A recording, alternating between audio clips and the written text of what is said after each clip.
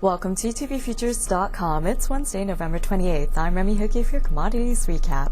NYMEX crude oil futures declined for a third session, falling almost $4 a barrel. This came as U.S. crude inventories fell less than expected, and also as OPEC's president said the cartel is ready to increase oil production. Today, the EIA reported that U.S. crude inventories fell for a second week, down by 0.5 million barrels. Meanwhile, crude stocks at Cushing, Oklahoma rose 0.6 million barrels.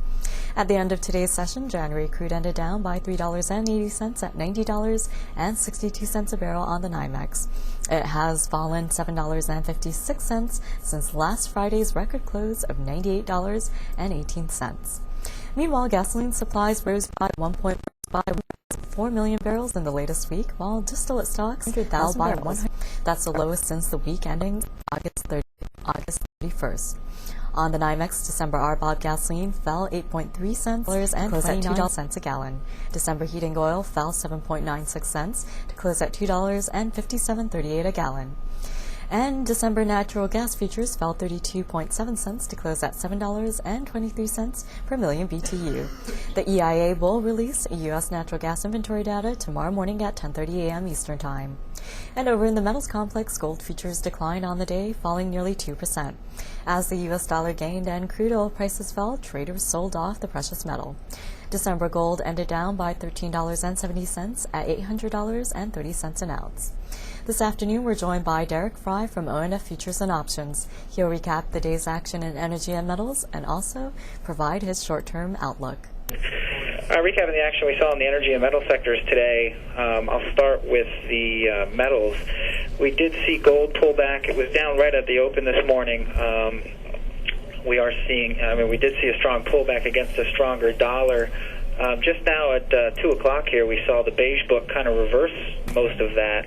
We saw a really strong bid in the dollar, kind of bringing us back to where we were before the dollar got the bid in it late last night.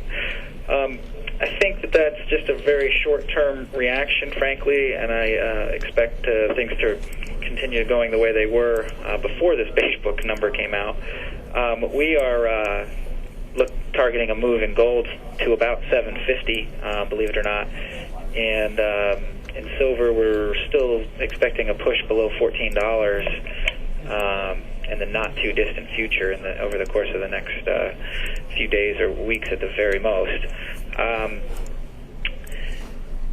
We do expect continued strength in the dollar. We are, like I said, looking for an overall turn in the dollar here. We've seen it already turn in the commodity currencies against the Canadian and against the Australian, but we're expecting that dollar strength to broaden out against a lot of the other major currencies, the euro and the Swiss franc and some others as well.